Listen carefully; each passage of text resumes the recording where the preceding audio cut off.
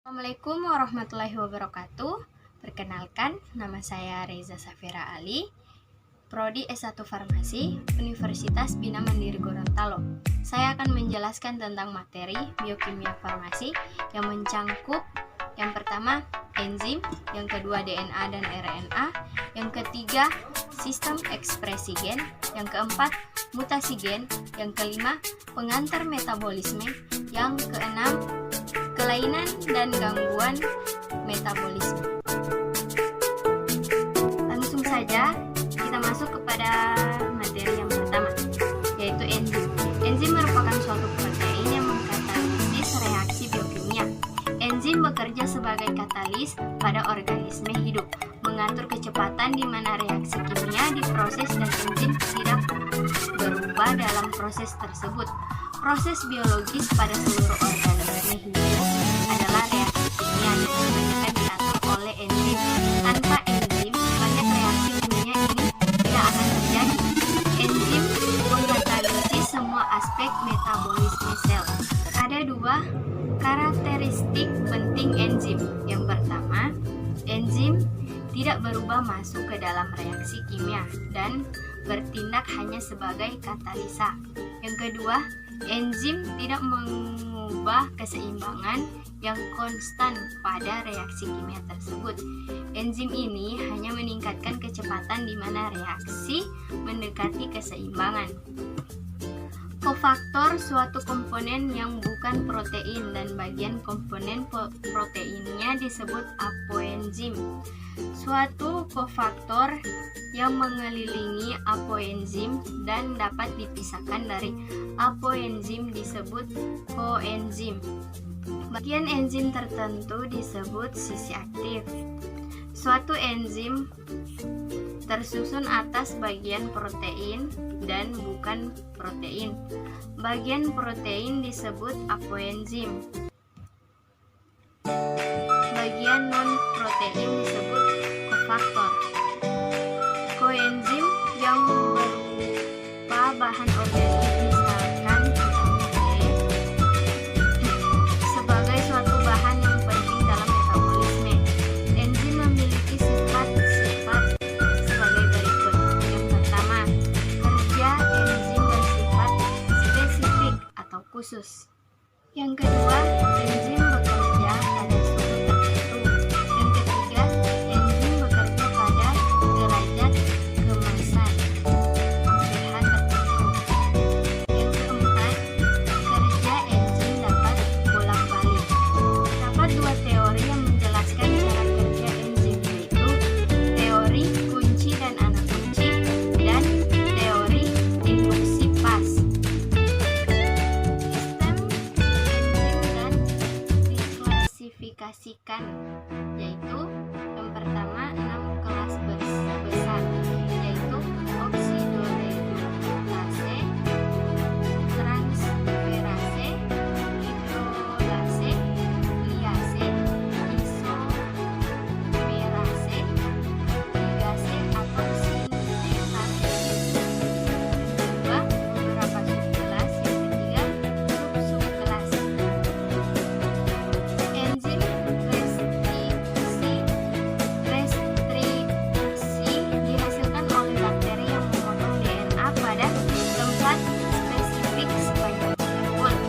Aplikasi enzim memiliki aplikasi industri dan medis yang berharga, seperti ragi, anggur, kandungan asam latik, kemampuan tidur, dan kemampuan terkir.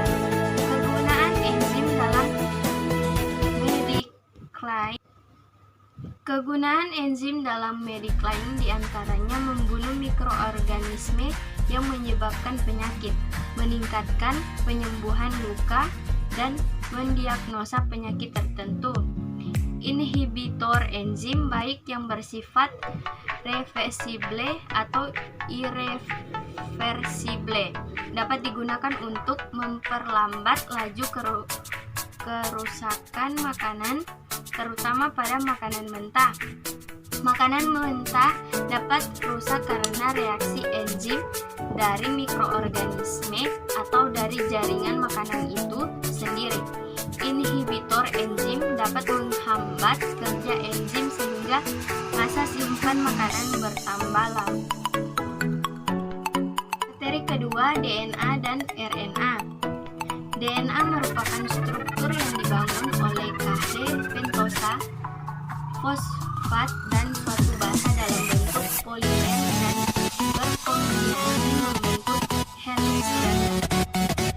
Blok pembangun DNA adalah 5 karbon sugar deoksiribose yang saling dihubungkan oleh ikatan fosfodiester sehingga terbentuk 2 untai ganda dengan tulang punggungnya dibentuk dari ikatan KH fosfat pada bagian luar heliks.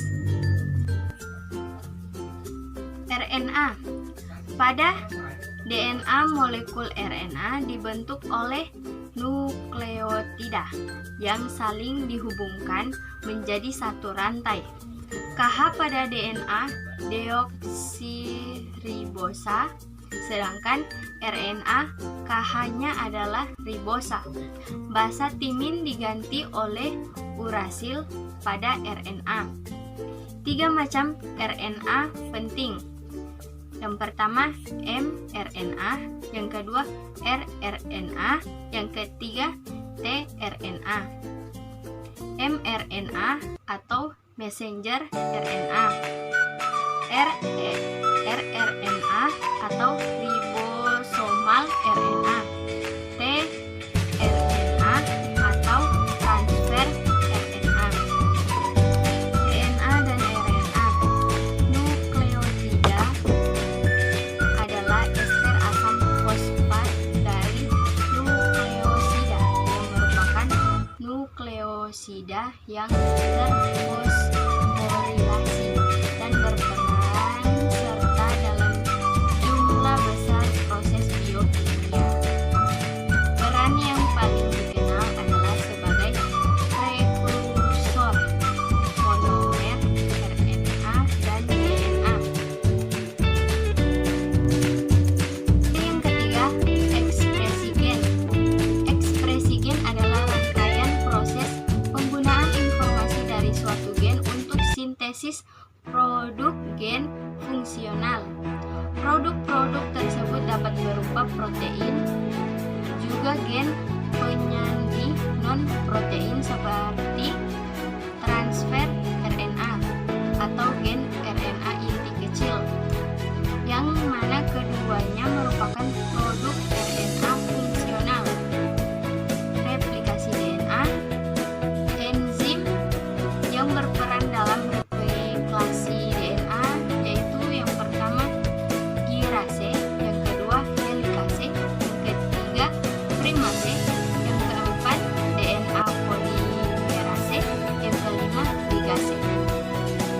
Transkripsi DNA RNA berlangsung di nukleus. Transkripsi merupakan tahapan pembentukan sintesis mRNA dari DNA template. Tahapan transkripsi yaitu yang pertama inisiasi. Inisiasi dibagi menjadi 3. Yang pertama pada ujung 5 gen, yang kedua pengikatan RNA polimerase pada promotor, yang terakhir pemutusan molekul DNA. Elongasi dibagi menjadi 2. Yang pertama penambahan nukleotida pada ujung 3 rantai pemanjangan. Yang kedua basa dipasangkan secara komplement.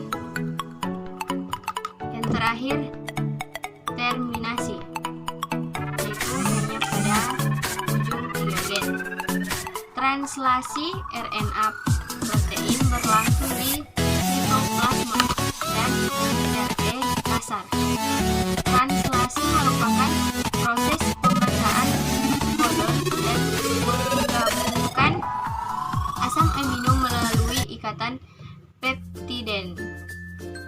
RNA dibaca pada ribosom dan tRNA membawa asam amino ke ribosom. Asam amino dikombinasi untuk membentuk protein. Yang keempat, mutasi dan variasi. Dimulai dengan isolasi muatan tertentu, mutasi yang merugikan muncul sebagai perubahan karakteristik organisme. Fenotipe atau karakteristik organisme yang dapat diamati. Genotipe atau sifat genetik organisme.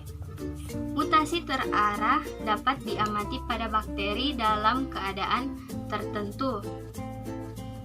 Mutasi terarah tampaknya hanya terjadi pada kondisi selektif yang menghambat pertumbuhan.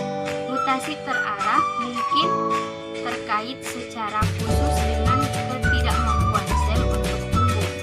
Sel dalam keadaan seperti itu lebih rentan terhadap mutasi. Yang kelima, pengantar metabolisme. Metabolisme berasal dari bahasa Yunani, yaitu perubahan. Metabolisme merupakan suatu proses kimiawi yang terjadi di dalam tubuh semua makhluk hidup. Proses ini merupakan pertukaran zat ataupun suatu organisme dengan lingkungannya.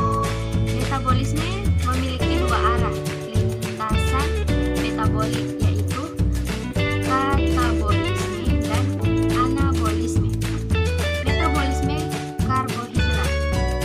Proses pencernaan karbohidrat terjadi dengan menguraikan polisakarida menjadi monosakarida. Hasil akhir dari proses pencernaan adalah glukosa, fruktosa, laktosa, manosa, dan monosakarida lainnya. Senyawa-senyawa tersebut kemudian diabsorpsi melalui dinding usus dan dibawa ke hati oleh darah. Metabolisme protein. Protein dicerna di lambung oleh enzim pepsid yang aktif pada pH 2-3, suasana asam. Sebagian besar proses pencernaan protein terjadi di usus. Protein dalam bentuk proteosa, pepton, dan polipeptida besar. Metabolisme lemak. Pencernaan lemak tidak terjadi di mulut dan lambung karena di tempat tersebut tidak terdapat enzim lipase yang dapat menghidrolisis atau memecah lemak pencernaan. Lemak terjadi di dalam usus karena usus mengandung lipase. Yang terakhir, gangguan metabolik.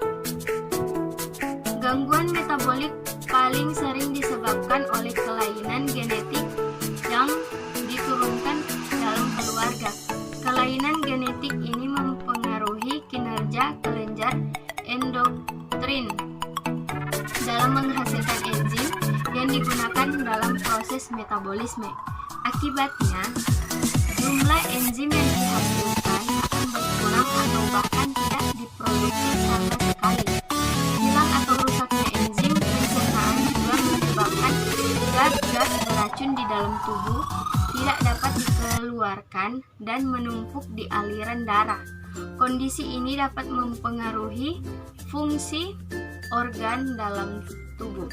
Gangguan metabolisme karbohidrat. Yang pertama, diabetes, galaktosemia, sindrom MC-Ardle. Gangguan metabolisme protein, fenilketonuria, maple sirup urin, disease, alkaptonuria, ataksia, free. Gangguan metabolisme karbohidrat, yaitu diabetes dan lain-lain. Gangguan metabolisme protein, yaitu alkaptonuria, proteinuria, dan lain-lain. Gangguan metabolisme lemak antara lainnya yaitu penyakit Gaucher. Sekian presentasi dari saya. Lebih dan kurangnya saya mohon maaf. Wassalamualaikum warahmatullahi wabarakatuh.